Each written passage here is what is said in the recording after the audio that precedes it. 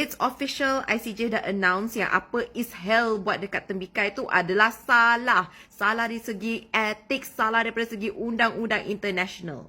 Ramai yang cakap, alah Rina, sama je. Bukannya ada apa-apa yang akan berubah. Tapi, this official statement means a lot.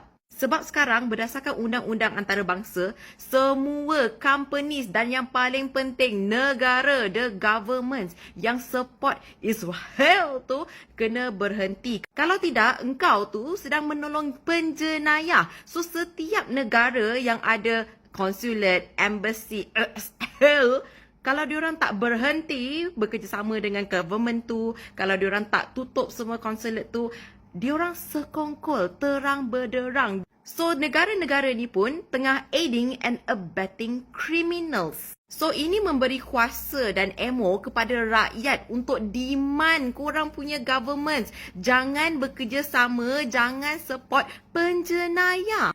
Sekarang ni dah nampak dah impact dia sebab the US dah bising dan ada ammo untuk mengatakan kenapa kita masih bekerjasama dengan mereka. Even Singapore dah bising. Even hari ni ada kes baru where companies jadi criminal sympathizers.